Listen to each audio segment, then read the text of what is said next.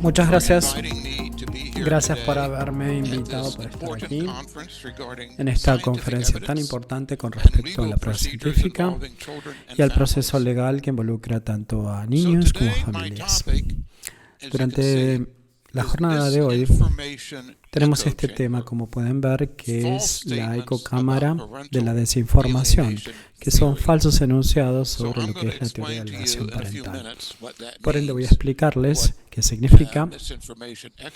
significa la ecocámara de la desinformación, pero primero vamos a decir algunas palabras a modo introductorio.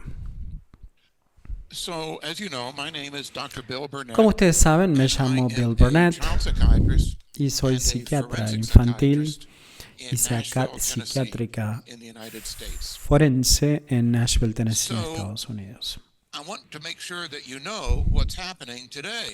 Quiero asegurarme de lo que ustedes estén al tanto de lo que es hoy, que es el Día de la Concientización de la Alienación Parental, que es un evento internacional que se celebra en muchos países, incluso en América Latina. Hay un póster, hay un banner que se crea todos los años, se diseña.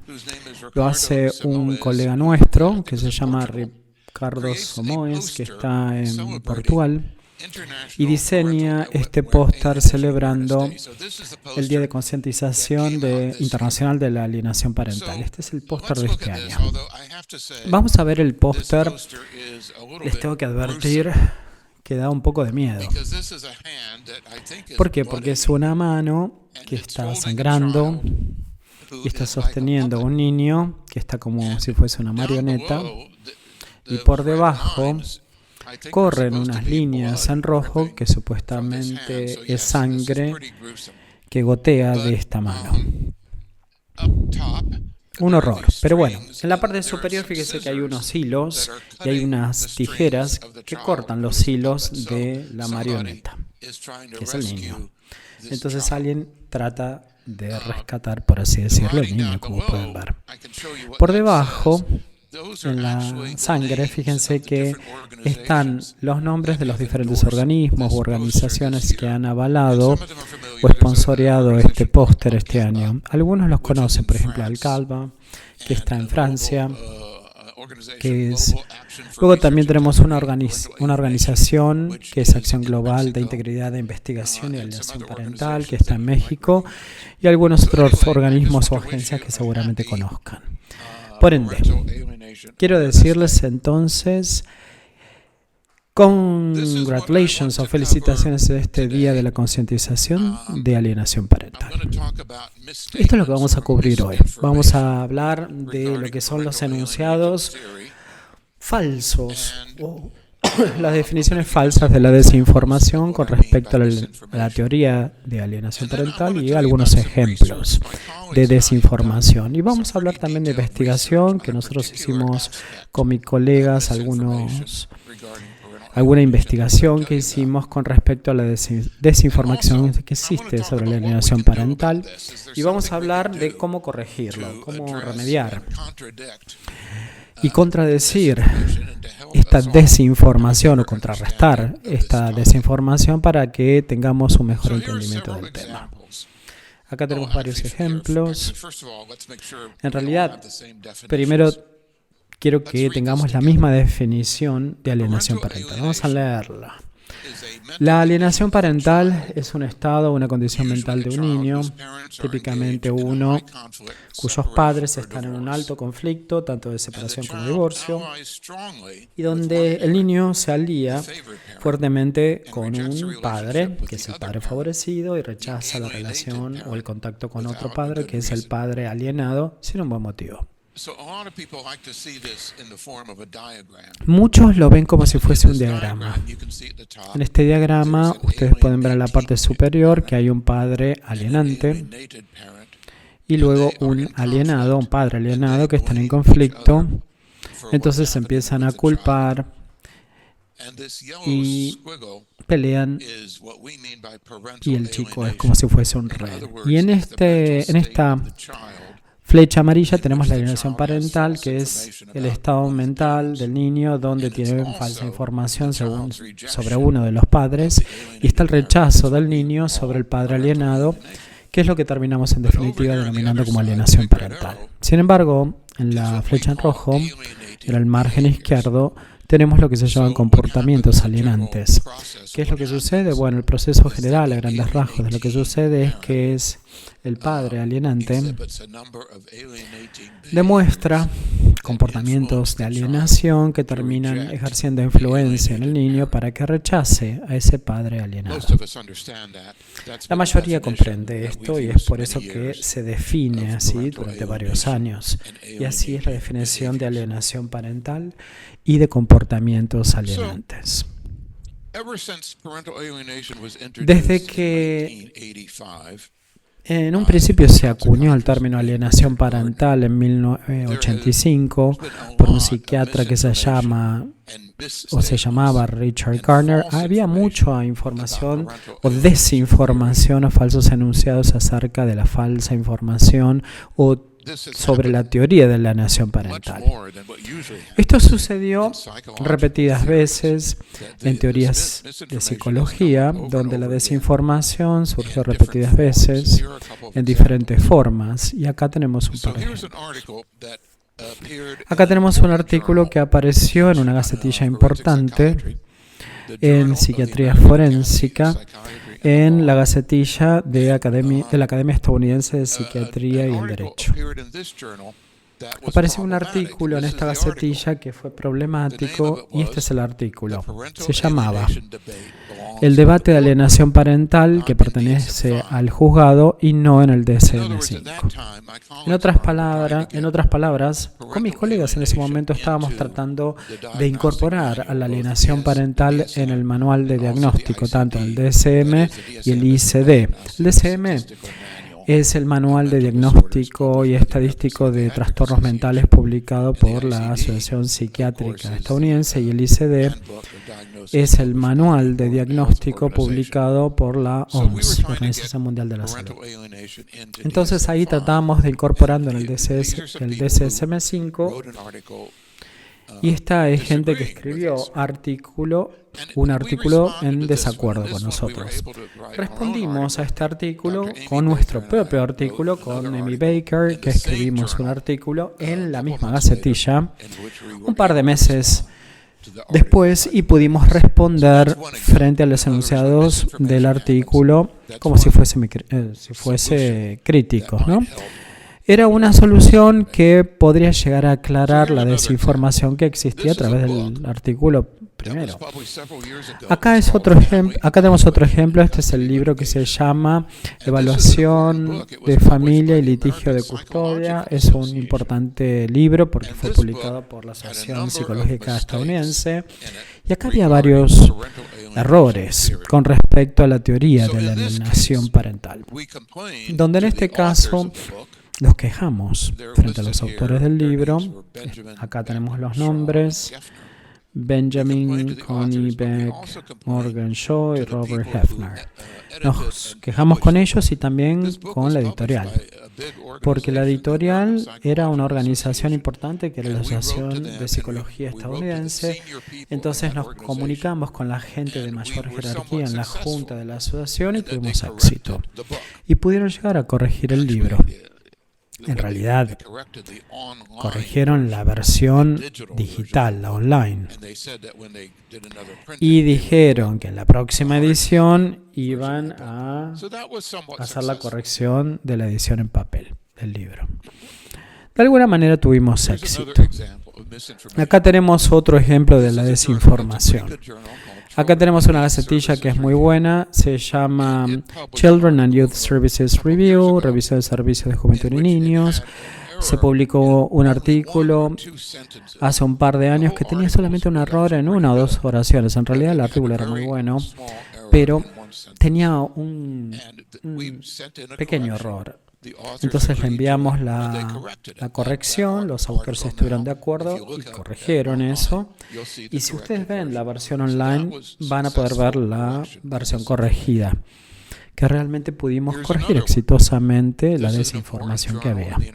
Acá tenemos otro ejemplo. Esto es Family Court Review, revisión de juzgados de familia. Es una gacetilla de la FCC, de la Asociación de Juzgados de Conciliación y Familia en Estados Unidos, ¿no?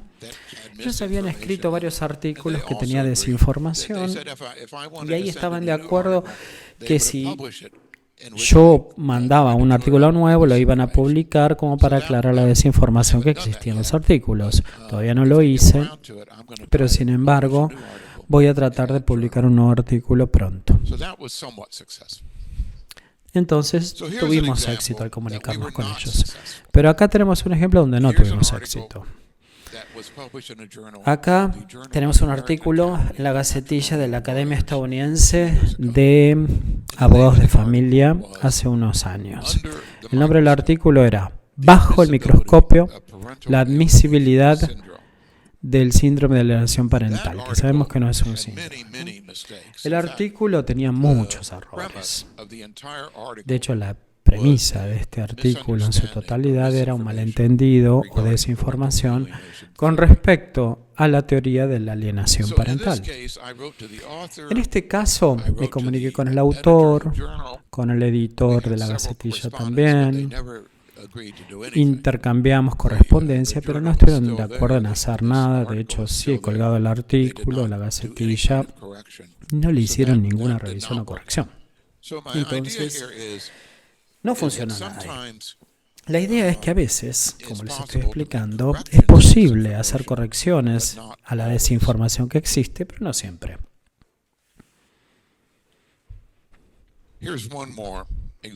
Acá tenemos otro ejemplo que traemos a colación. Tenemos un documento acá publicado por Naciones Unidas. En realidad es un órgano de las Naciones Unidas que se llama el Consejo de Derechos Humanos de la ONU. Y publicaron un documento hace un año llamado Custodia, Violencia contra las Mujeres y Niños. En este documento, que en realidad era un informe, y que originalmente o supuestamente apuntaba a la violencia familiar. Y todos estamos en desacuerdo con este tipo de violencia y parecería un tema muy bueno. El problema es que cuando surgió el informe le dedicó casi enteramente el tema, la teoría de la alienación parental, y había mucha desinformación sobre esta teoría. Entonces nos preocupó mucho porque encima estaba avalado o publicado por Naciones Unidas. Nos comunicamos entonces con las correcciones con mis colegas, escribimos otro documento donde ahí empezamos a destacar algunos errores en el documento de las Naciones Unidas. Lo mandamos a muchos países, a todos los que estaban representados en el Consejo de Derechos Humanos, a otra gente que estaba en México, gente que estaba en Estados Unidos. Y les diría que tuvimos un éxito tipo 50-50%, porque el documento todavía existe y está colgado en el sitio web de las Naciones Unidas. Sin embargo, el Consejo de Derechos Humanos oficialmente nunca aceptó, ni avaló, ni adoptó este documento. Entonces les diría que tuvimos éxito en el hecho de que realmente hicimos la crítica para que no fuese aceptado por el Consejo de Derechos Humanos. 50% de triunfo. Pero el documento sigue lamentablemente colgado en el sitio de la ONU. Esto ha surgido repetidas veces, estos falsos enunciados de la alienación parental y haberlos corregido repetidas veces. Acá tenemos un ejemplo de la desinformación hecho por Richard Gardner. Ya les dije que el Dr. Gardner fue la persona que acuñó el término síndrome de alienación parental, aunque nosotros sabemos que no es un síndrome en 1985. Después de ese entonces hubo varias cosas que se dijeron acerca de Richard Gardner que fueran incorrectas y muchas cosas acerca de la alienación parental que también eran inciertas. Acá tenemos un artículo donde Richard escribió y trató de corregir o remediar esta información. Vamos a traer un ejemplo a colación del artículo. Hay algunos que argumentan que Richard Gardner, de hecho, avalaba o defendía la pedofilia, lo que es totalmente una falacia. En realidad, el Dr. Gardner nunca defendió o defendía la pedofilia. Dicho sea de paso, en este artículo refutó esta falacia y una de las cosas que dijo es que, en su opinión, los pedófilos deberían estar en la cárcel, que es un ejemplo así de simple de lo que es un falso enunciado o una falacia que se terminó citando repetidas veces y que algunas veces todavía se dice, pero es un falso enunciado o desinformación que emplea la gente y que a veces quieren que nosotros no recurramos a la teoría de la alienación parental. Hay muchos que quieren suprimirla o eliminarla como teoría. Es por eso que hacen declaraciones falsas. A ver, mi colega, o mis colegas y yo, mejor dicho, hicimos investigación acerca de este tema. Les vamos a contar algo de la investigación que hicimos. Acá tenemos el artículo que hemos publicado. Era en una gacetilla importante que se llama Ciencias Forenses, Ciencias de Comportamiento y el Derecho. Nuestro artículo justo es la noticia de tapa. Si ustedes ven la tapa van a poder apreciar que tenemos estos círculos en azul y algunas líneas y así sucesivamente se ramifican. Y uno pensaría que es bastante confuso, de hecho lo es. Lo hicimos a propósito, donde colocamos esta imagen en la tapa de la gacetilla para que sea confusa y para que la gente abriera el cuadernillo y lea nuestro artículo. Debo admitir que tuvimos éxito con esta táctica o esta táctica de publicación o de publicidad del artículo. Este es el artículo entonces que se publicó. Rumores de eruditos, análisis de citas, de muchísima desinformación con respecto a la teoría de la alienación parental. Que lo escribí yo, y fíjense que dice Xiaoming Zhu.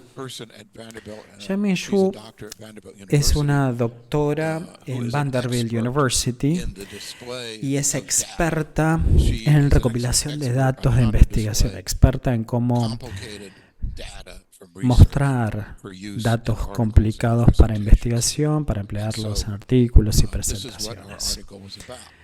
Y de esto se trataba nuestro artículo.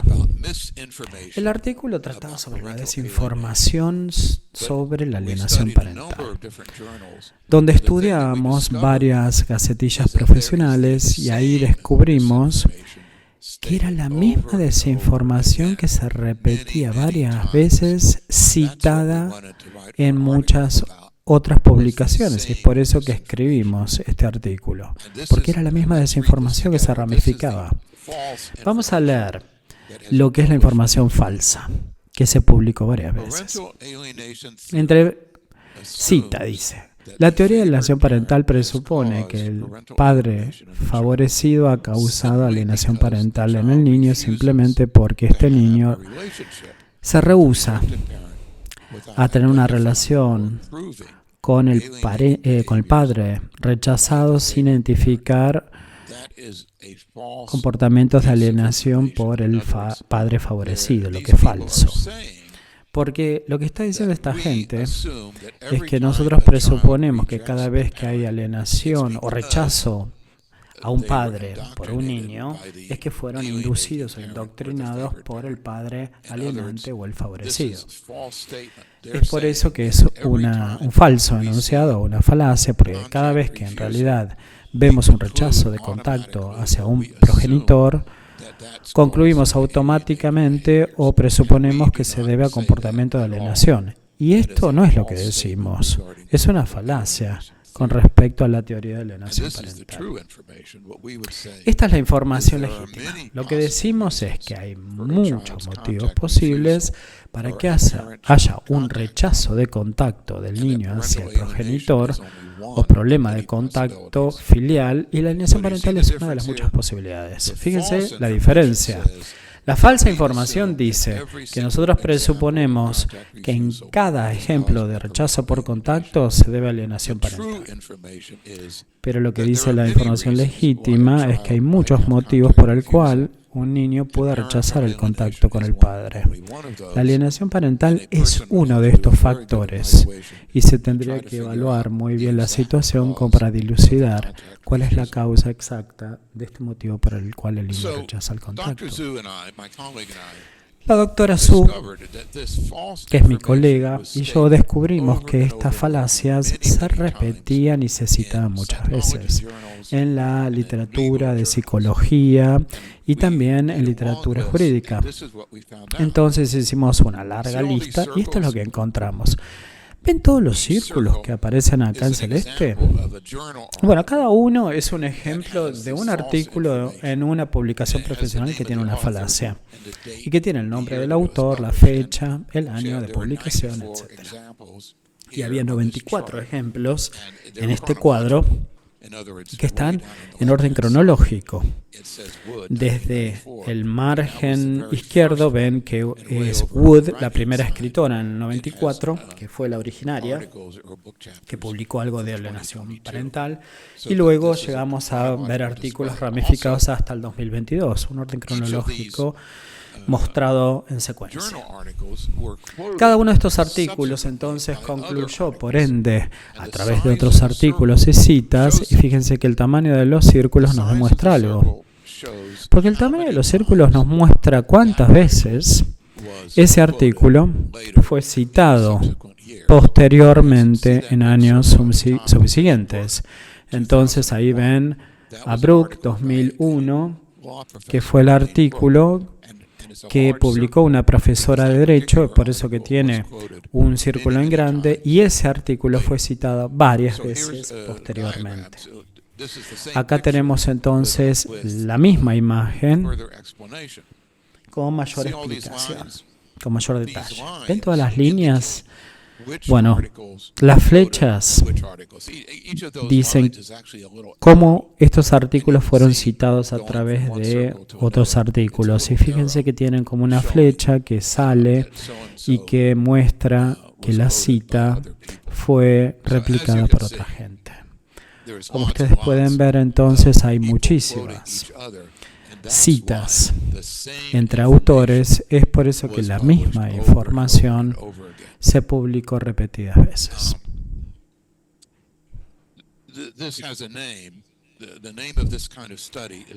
Este estudio tiene un nombre, se llama análisis de citas.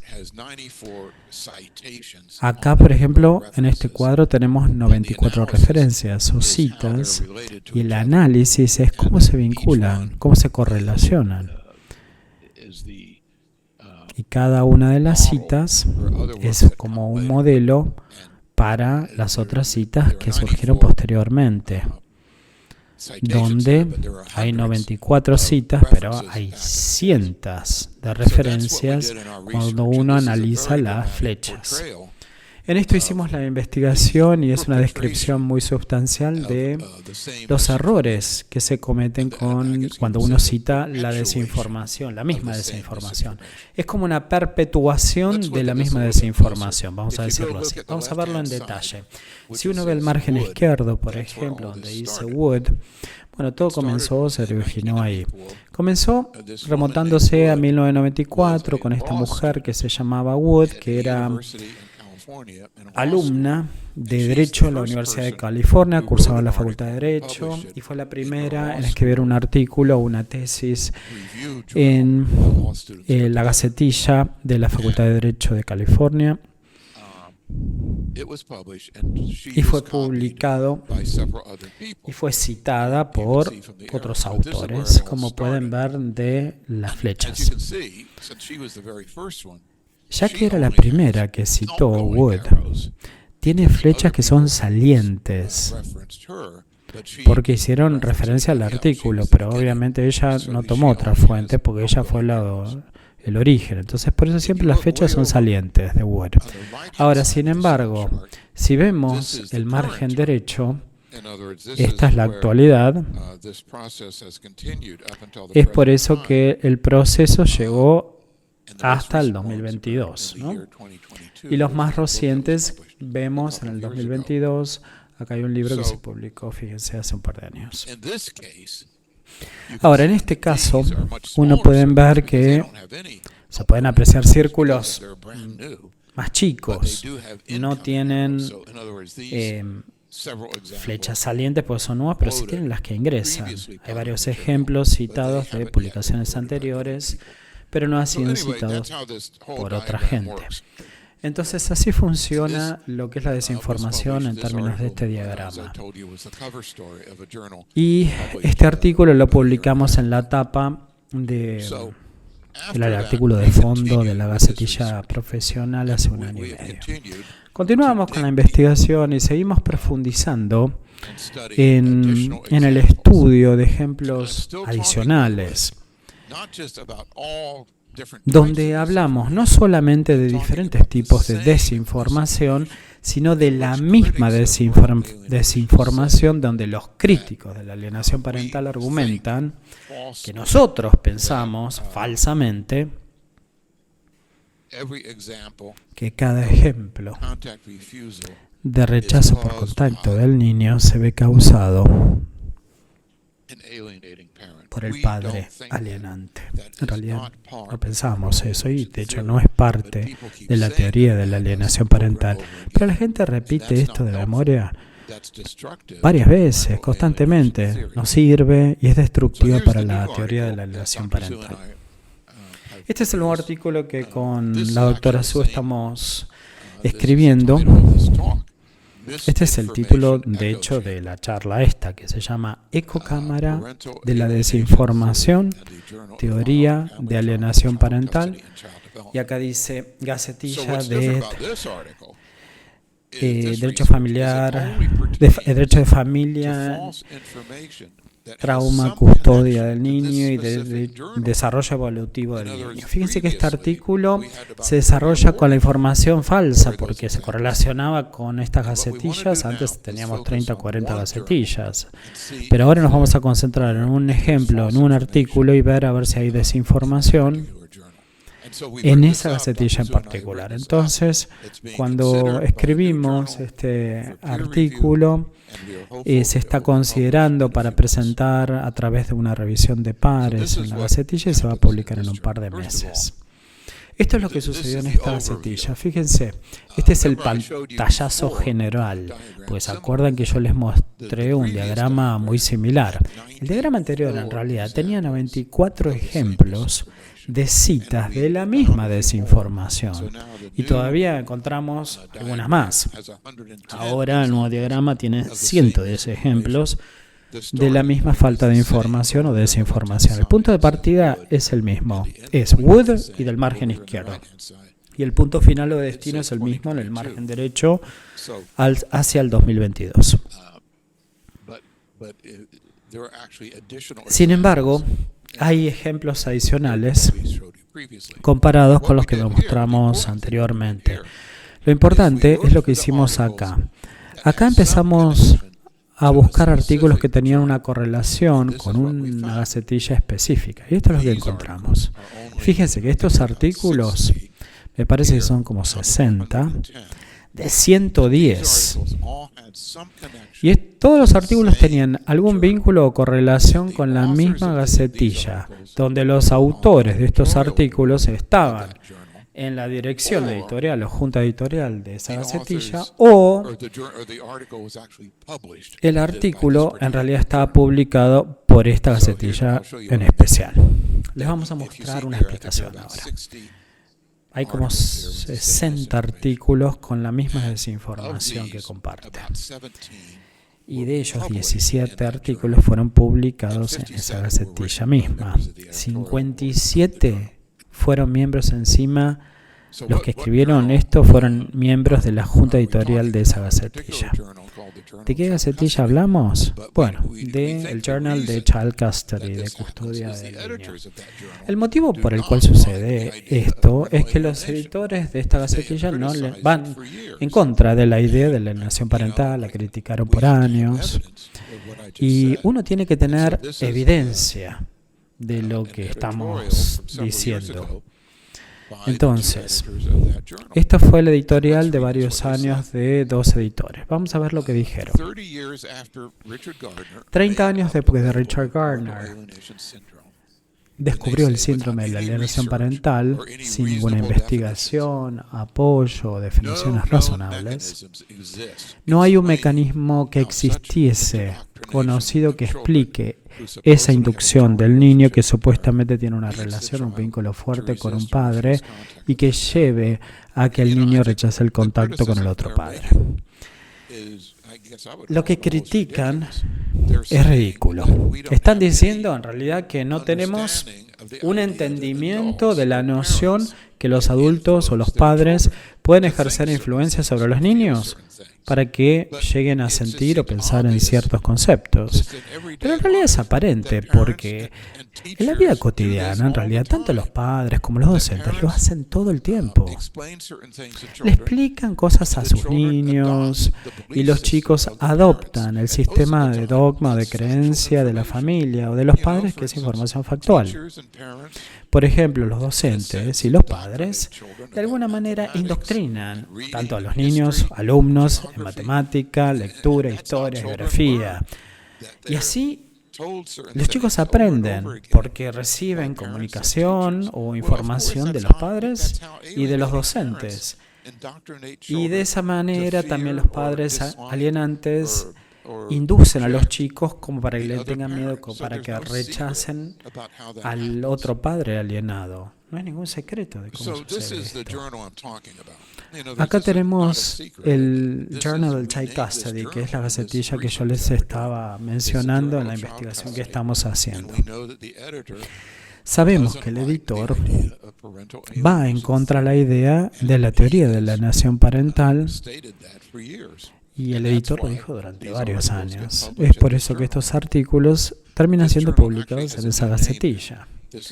Ahora le pusieron un nuevo nombre. Le dicen Journal of Family Trauma, Child Custody and Child Development. Trauma familiar, custodia del niño y desarrollo evolutivo del niño. Es lo mismo, tienen las mismas políticas editoriales en realidad.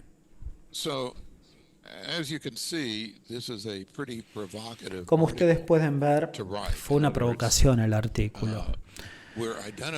¿Por qué? Porque identificamos los errores que nosotros pensamos que sucedieron repetidas veces y que tienen una correlación con la gacetilla. Lo que fue muy audaz de nuestra parte, y es importante decirlo y también enunciar que así denominamos la ecocámara de la desinformación, porque es cuando un grupo de personas que colabora o que trabaja en forma conjunta y que comparte las mismas ideas. Especialmente termina siendo una ecocámara de la desinformación si terminan compartiendo falacias o ideas falsas. Y esto es lo que terminó sucediendo con la junta editorial de la gacetilla, que tenían una opinión negativa frente al concepto de la teoría de alienación parental. Entonces, entre ellos lo compartían y se propagaba de un artículo al siguiente y a las siguientes citas, etc. Entonces, el editorial también da como una advertencia del contenido. Fíjense que es interesante. Es una exoneración de responsabilidad que se publica en cada edición. Se llaman Taylor y Francis los editores y dicen: no hacemos ninguna garantía o representación en absoluta sobre la precisión o exactitud o lo completo o lo que es el propósito del contenido. En otras palabras, dice que no podemos confiar en esta gacetilla. Y dice, cualquier opinión o perspectiva expresada en esta publicación son las opiniones de los autores y no están avalados por nosotros, por Taylor Francis. Por ende, la precisión del contenido no puede confiarse y debería validarse con terceros o fuentes primarias de información. En otras palabras, dicen que la precisión del contenido no puede confiarse. Y es la misma gacetilla que ha publicado falsa información o información imprecisa sobre la teoría de alienación parental durante años.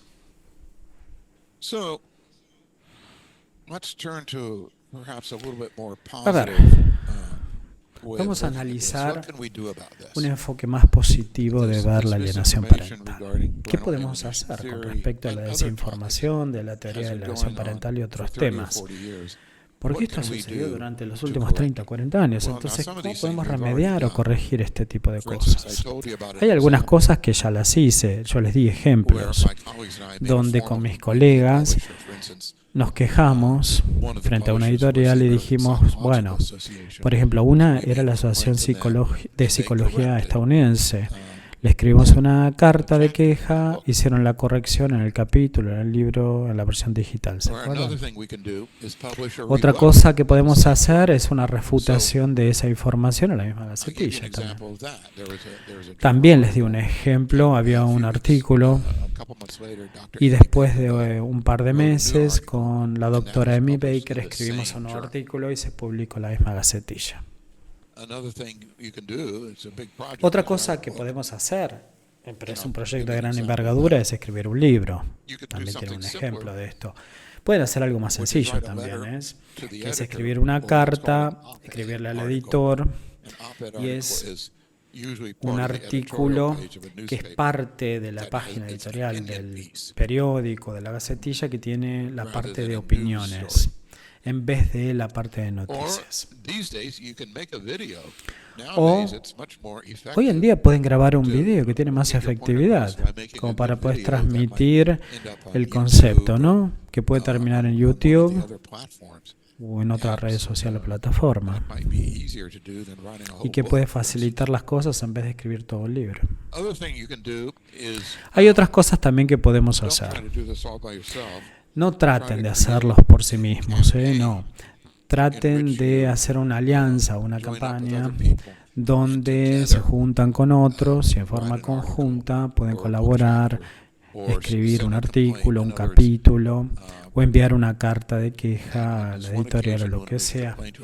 Hubo una ocasión donde nosotros presentamos una queja a una editorial y había como otras 100 personas que habían enviado la misma queja a la editorial. Y finalmente, como consejo, les digo que cuando uno haga una investigación, no tienen que creer en todo lo que ven, porque hay muchísima información que se publica acerca de alienación parental y que es imprecisa, es incorrecta. Y como ustedes pueden ver, en realidad los mismos enunciados o falacias se repiten todo el tiempo. Entonces lo que uno tiene que hacer es volver a lo que es la fuente primaria, la fuente original. Pero no vean la fuente secundaria o encima la terciaria. No, traten de remontarse a la fuente primaria, ver lo que dice y ver cómo se correlaciona con lo que se está diciendo en la cita o en la referencia, ¿no? Bueno, estas son las ideas. Yo les dije que también pueden hacer o escribir un libro. ¿Qué es lo que yo dije con, por ejemplo, con la doctora Demóstenes Lorandes? Hicimos un libro que se llama Alienación Parental, Ciencia y Derecho. En este libro en particular, vamos a ver que está todo estructurado en base a cómo diagnosticamos la alienación parental.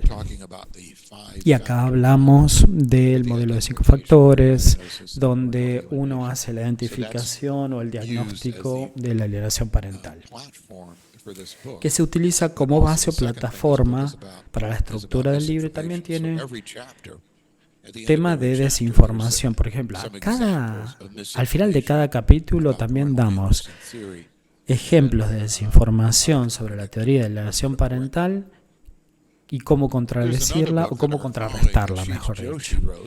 Acá tenemos otro libro que escribió recientemente Ashish Joshi, que habla y que dice Litigando con alienación parental. Es abogado y fue publicado por el Colegio de Abogados de Estados Unidos. Es importante. Fíjense que habla sobre la desinformación, lo compiló todo en un capítulo. Y de hecho, hay un capítulo donde Ashish plantea diferentes ejemplos de desinformación que existen y cómo hacer una corrección de las mismas. Bueno, les propongo lo siguiente. ¿Por qué no discutimos entonces o debatimos tanto en los que están en desacuerdo y los que están de acuerdo? Porque claramente nosotros creemos en la teoría de alienación parental, pero vamos a ver si podemos sentarnos y debatir o por lo menos tener una colaboración con aquellos que no están de acuerdo con la alienación parental, con la teoría de la alienación parental. Y tal vez sea una buena idea, tal vez deberíamos hacerlo. Tal vez si nos escuchamos, podemos llegar a entendernos mejor. Y ellos nos van a entender mejor para que no hayan tantos malentendidos o tantos ejemplos de desinformación y para que nosotros podamos entenderlos mejor a ellos. Parece una buena idea, ¿no? Eso se propuso durante varios años. Y hay una organización en Estados Unidos que seguramente ustedes conozcan, que es la Asociación de Juzgados de Conciliación y de Familia, la AFCC, que fomentó esta idea de tener una búsqueda de un terreno en común, un foro, en base a la gente que avala la alienación parental y a aquellos que están en contra. Y la diferencia de opinión, en realidad están preocupados por la alienación parental y otros que están preocupados con lo que es violencia familiar. Ambos son conceptos importantes, pero hay algunos que exageran muchísimo, tanto para un lado como para el otro, y terminan con desinformación. Esta es la idea. La idea es juntarse entonces en una conferencia, congregar a todos los autores sobre estos temas que tienen diferentes perspectivas, donde nos podemos sentar, reunirnos y explicarnos claramente cuál es el consenso o disenso sobre cada tema. Vamos a tratar de identificar investigación específica como para resolver diferencias. Y claramente va a haber ámbitos donde vamos a estar en desacuerdo y vamos a ver si hay una forma de abordar el tema y de hacer investigación que explicaría y ayudaría a entender la respuesta frente al disenso, ¿no? Y la idea que se publique también en esta gacetilla de la organización AFCC, que se llama Family Court Review, o revisión de juzgados de familia. Entonces, sería una buena idea, ¿no? Ponernos de acuerdo y ver a ver si estamos de acuerdo en algunas cosas. De hecho, estamos de acuerdo en varias cosas. Acá es un ejemplo. Acá tenemos un ejemplo. Tenemos dos declaraciones básicas o enunciados en las que estamos todos de acuerdo. Primero, con respecto a la violencia familiar, que es un problema serio, como se define, que afecta a muchas familias. Pero a veces hay falsas denuncias en violencia familiar también. Por ende, el segundo enunciado dice que la alienación parental es un problema serio también que afecta a muchas familias, pero a veces hay falsas denuncias también en alienación parental. Estuvimos proponiendo tener entonces una reunión varias veces para discutir estos temas donde había disenso y ver si podemos llegar a un consenso. Fíjense lo que sucedió. Finalmente me dieron mi deseo, me concedieron el deseo de tener esta conferencia. Esta es la conferencia que estamos organizando en junio en Boston, en Massachusetts, en Estados Unidos. Es una gran conferencia de la organización AFCC. Y en uno de los eventos de esta conferencia tenemos el debate sobre la alienación parental, donde involucramos a panelistas con los que estamos de acuerdo y con los que no estamos de acuerdo. Ahí tienen la lista de panelistas.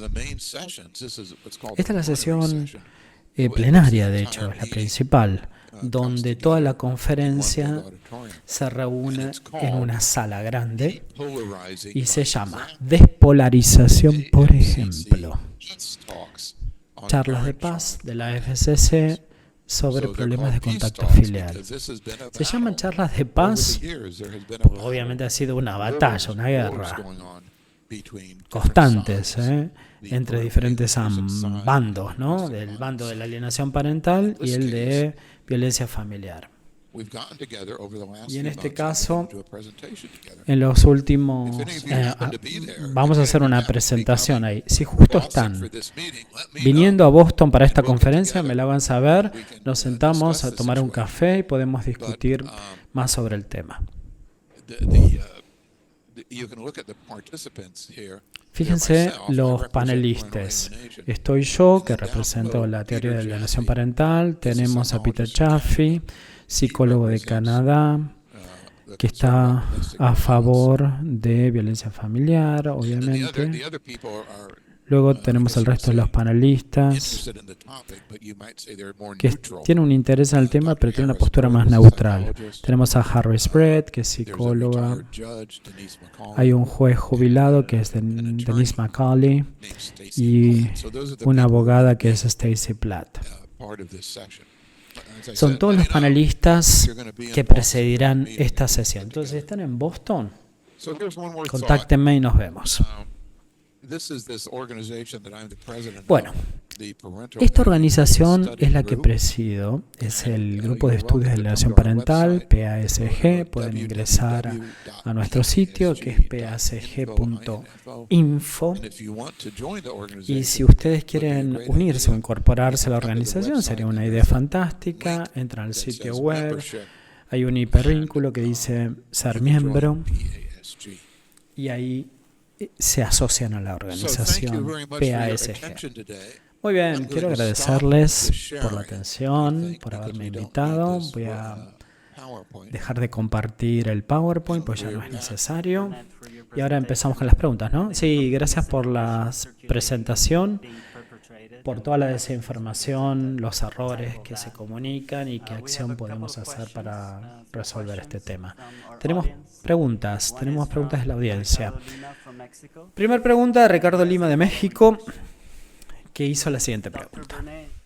Dice: Dr. Bernet, considerando las complejidades y controversias relacionadas con la alienación parental, en especial en el debate en el reconocer la alienación parental en los sistemas jurídicos como tal, ¿cómo sugiere que los profesionales y los abogados discernen y naveguen entre los casos genuinos de alienación parental y donde se malinterpreta como para aprovecharse, especialmente en un juicio de familia? Obviamente la gente que hace evaluaciones y los jueces o las juezas también tienen que recabar información de varias fuentes, donde uno tiene que hacer una evaluación elaborada. Como punto de partida te diría que uno tiene que tener una mente abierta. Y tenemos que decir, bueno, el niño no quiere ver al padre. A ver, ¿por qué? Puede haber varios motivos. Uno no puede presuponer que solamente es alienación parental. A veces hay un trastorno mental del niño, es ansiedad por la separación, por el divorcio, o alguna forma de autismo u otro motivo por el cual no quiere estar con el otro padre. Pero luego, en la evaluación real, tenemos mucha información donde entrevistamos a un padre, al otro progenitor, lo entrevistamos al niño 2 veces, vemos que el niño interactúa con un padre, luego con el otro, hacemos un testeo, recabamos información entrevistando a otra gente o a la familia. Y si uno recaba información cuidadosamente, podemos dilucidar si es alienación parental o alguna otra cosa. Pero uno tiene que tener los criterios necesarios. Hemos publicado los criterios para diagnosticar la alienación parental. De hecho, hay 5 factores, hay 5 cosas que tenemos que tener. Vamos a verlo brevemente. Primero tiene que ver el rechazo de contacto del niño, que no quiere ver, por ejemplo, al padre o a la madre. También tiene que existir una relación previa o preexistente buena por el cual el padre no ha sido rechazado en el pasado y había una buena relación. Luego, ausencia de descuido, de abuso por uno de los padres, ¿no? Tenemos que demostrar que el padre rechazado realmente es un buen padre. Ahora, si ha sido abusivo, obviamente el chico tiene un buen motivo por el cual no quiere verlo. En cuarto lugar, uno tiene que demostrar comportamientos alienantes, que obviamente es lo que hace el padre alienante para meterle miedo al niño para que no se contacte con el chico, para que no se contacte con el otro padre, ¿no? Y tenemos un artículo donde tenemos el modelo de 5 factores y se explica en gran detalle. Con gusto se los puedo enviar si ustedes me envían un correo electrónico y les envío el link al artículo. Se llama El modelo de 5 factores para el diagnóstico de la alienación parental.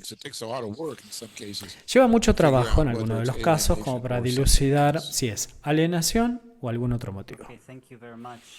Muchas gracias, doctor Bernet. Y tenemos una pregunta de España.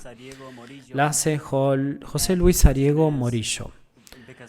José Luis pregunta porque justo al principio de su presentación trajo a colación al Consejo de Derechos Humanos de la ONU. José Luis dice, ¿podemos confiar en los informes del Consejo de Derechos Humanos de la ONU? Entonces, la mayoría de las cosas no podemos. Fíjense, porque contrataron a una consultora. La persona que escribió el informe se llama Rehan Assalam, tiene un doctorado en psicología. No es empleada de Naciones Unidas, es consultora. Es un tercero, ¿no? Un asesor.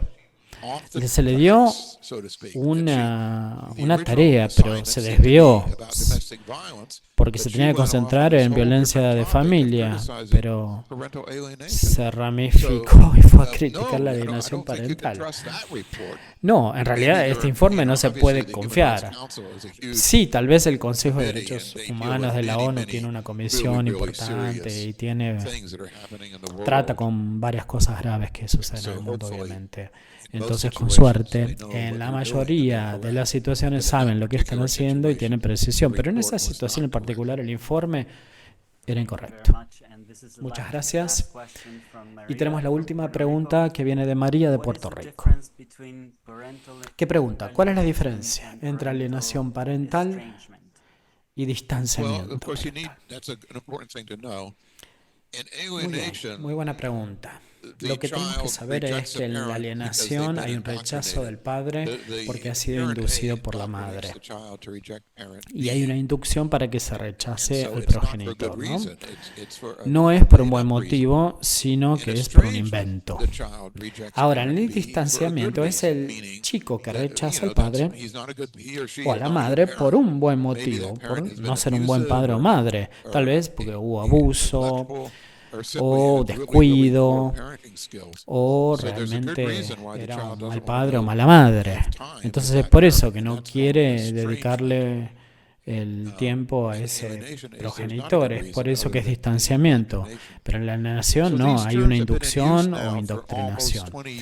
Estos términos se utilizaron en los últimos 20 años y repetidas veces la gente recurre a distanciamiento o alienación en forma distinta y utilizan las definiciones. Pero pienso que hoy en la actualidad los que trabajamos en este campo de psicología y psiquiatría utilizamos alienación y distanciamiento de esta manera muy distintiva.